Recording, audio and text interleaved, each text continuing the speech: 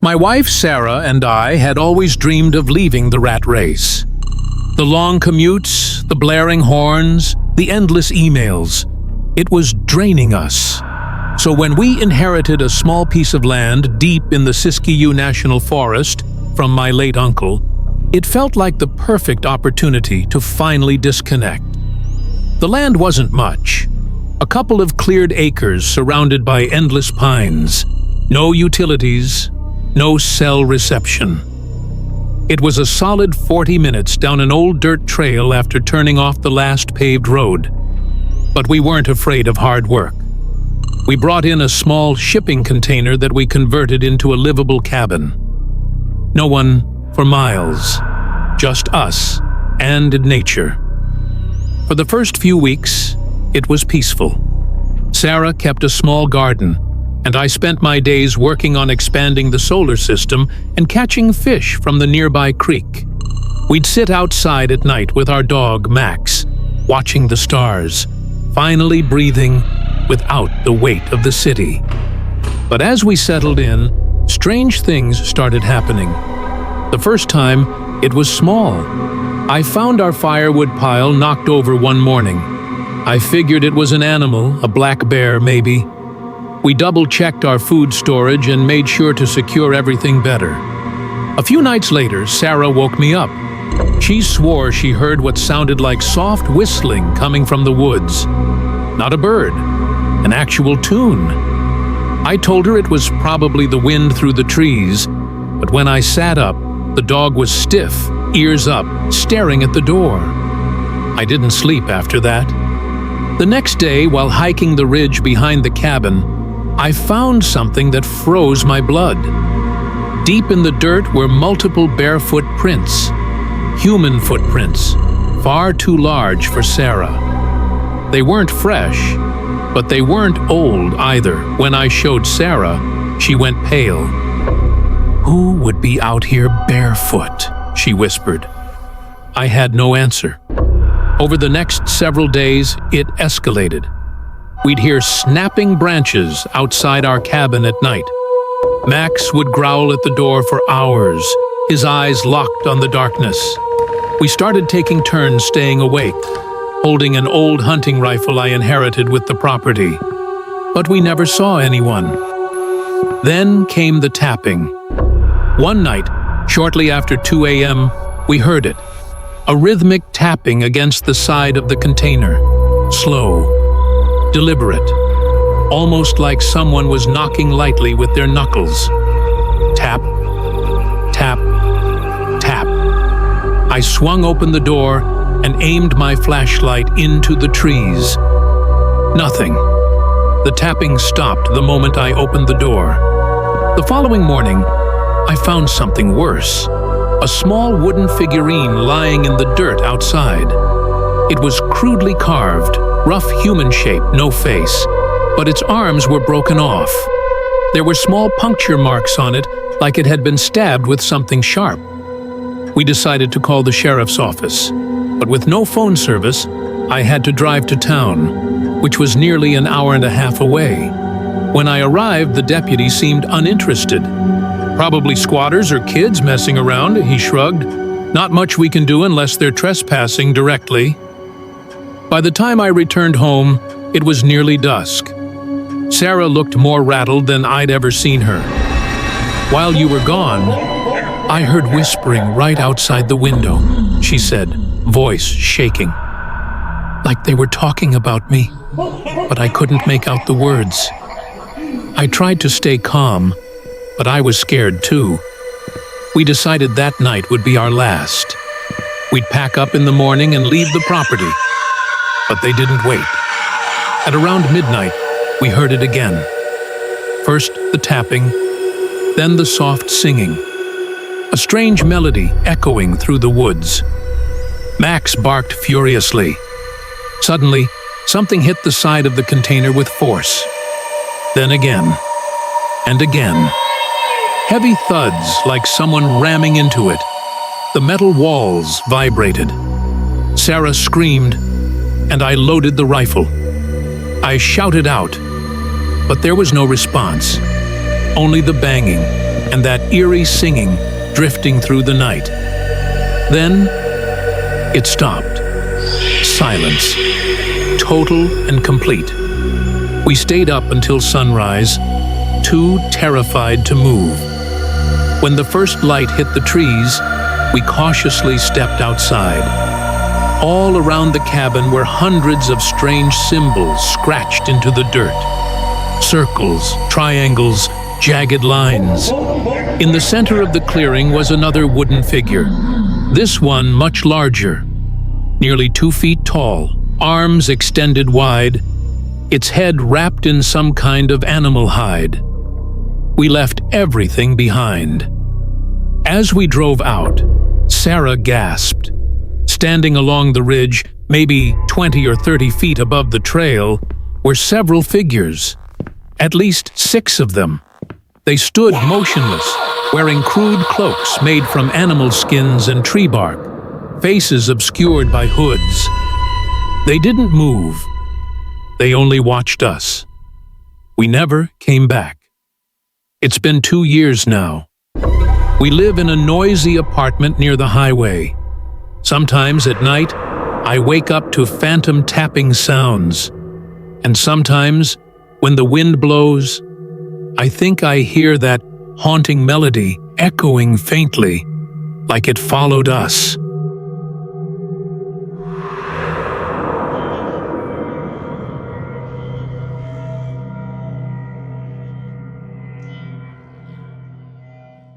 I'd been living in the remote hills of northern Idaho for 6 months now. The property was cheap, too cheap, but I took it anyway. 30 acres of forest with an old hunting cabin that hadn't been lived in for years. I was chasing peace after losing my job, my marriage, and most of my savings. This was supposed to be my fresh start.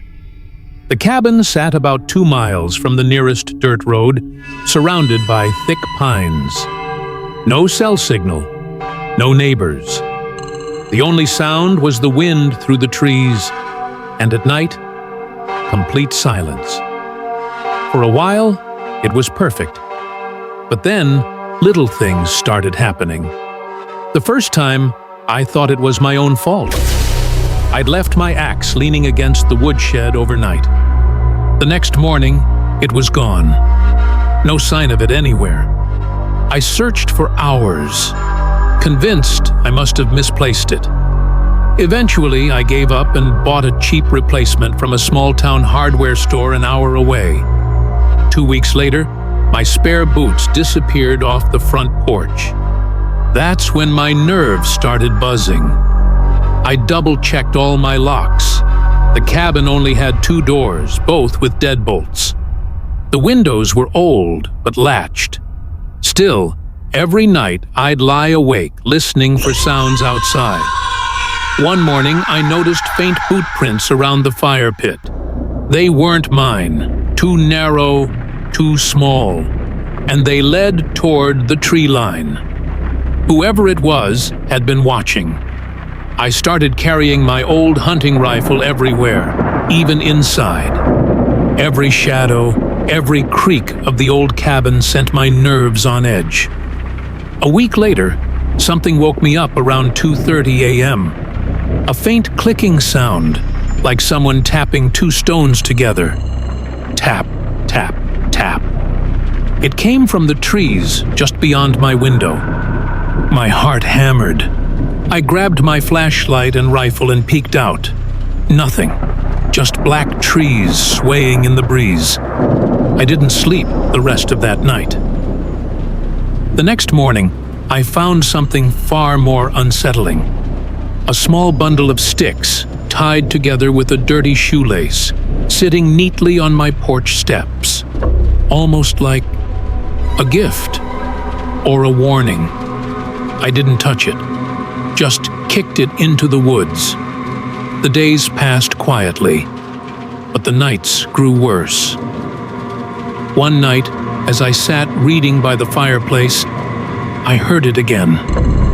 The tapping, this time closer. My stomach tightened. I turned off the lantern and sat in the dark. heart racing. Minutes later, I heard soft footsteps crunching on the pine needles outside the cabin. Slow, deliberate. Someone was circling. Then, a whisper. Too soft to make out the words, but unmistakable. I stayed perfectly still, clutching my rifle, waiting for it to stop. By morning, whoever it was had vanished again.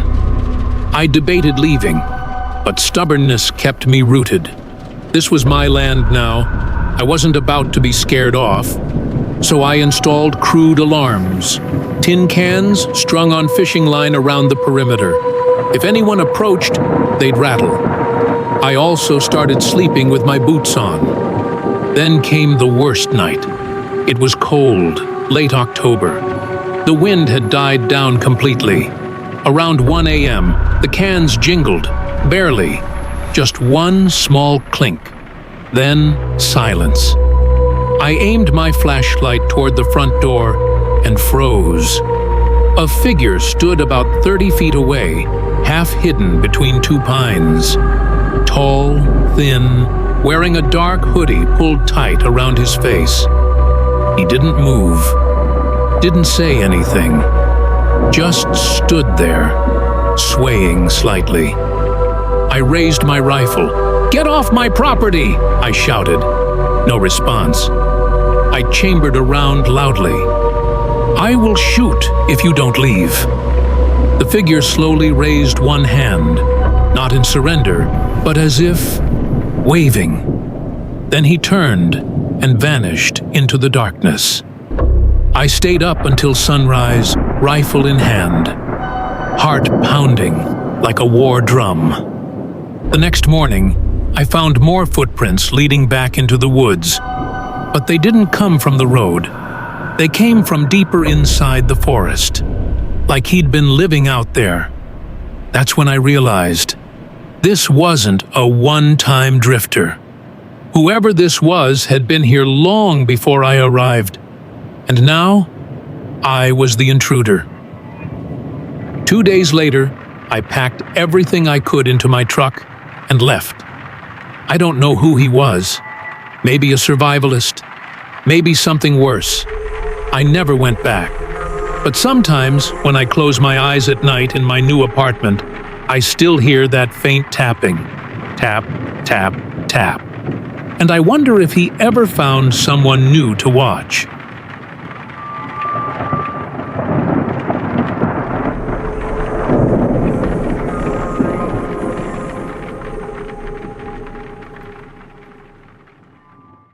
I moved into my cabin in northern Idaho after my divorce.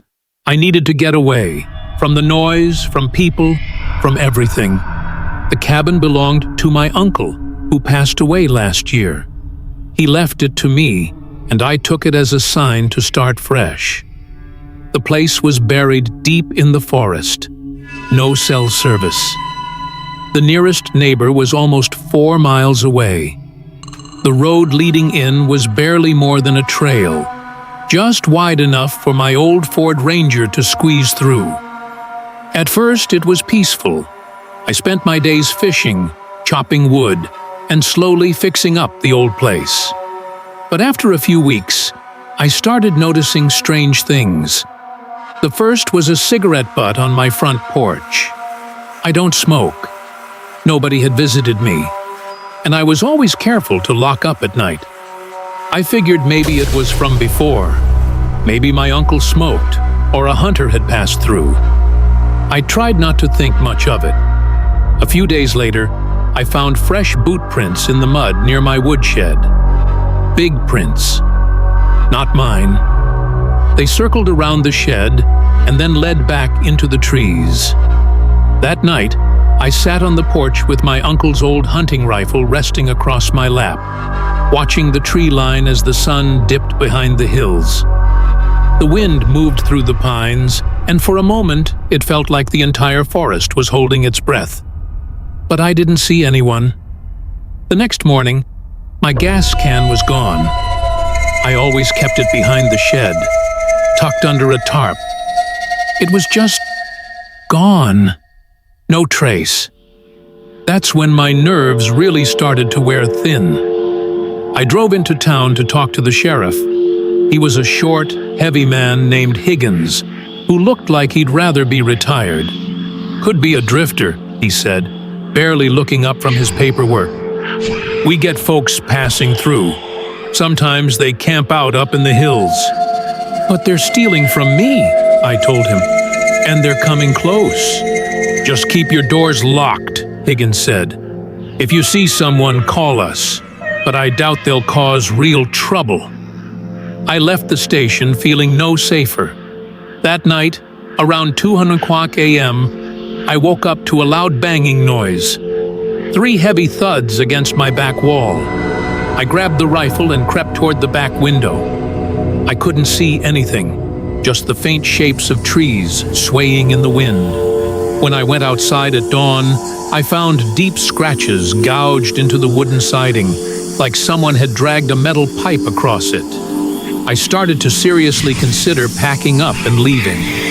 3 nights later, it escalated. I was sitting in the living room, reading by lantern light, when I heard footsteps. Not animal sounds, slow, deliberate human footsteps crunching through the dead leaves just outside. I stood up and flipped off the lantern. My cabin was dark. I moved quietly to the window and peeked through a crack in the curtain. About 20 feet from the cabin stood a man. He was facing me. I couldn't see his face, just the outline.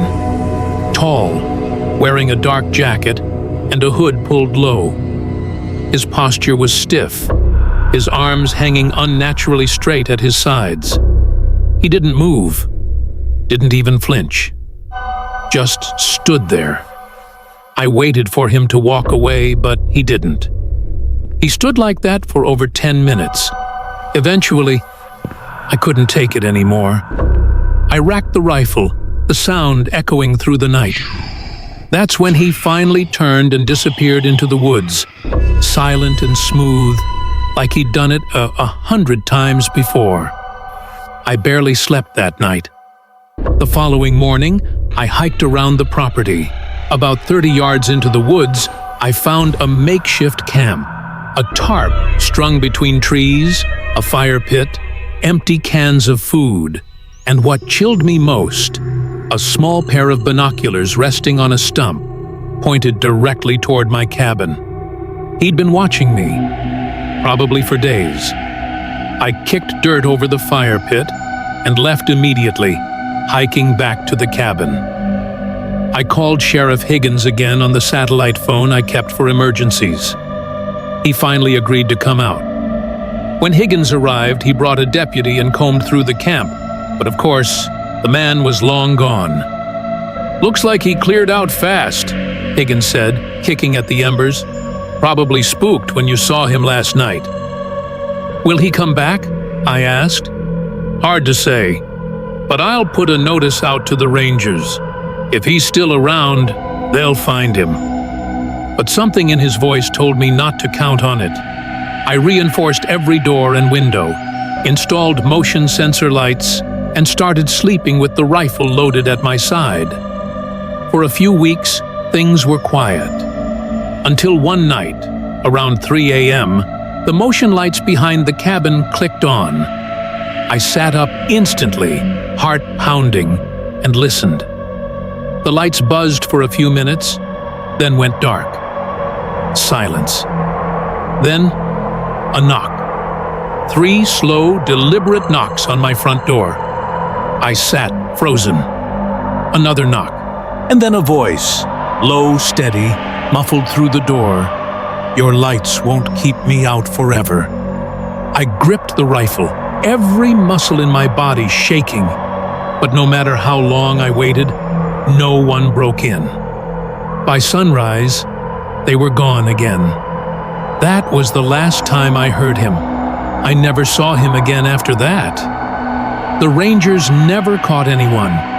Eventually, even Sheriff Higgins stopped returning my calls.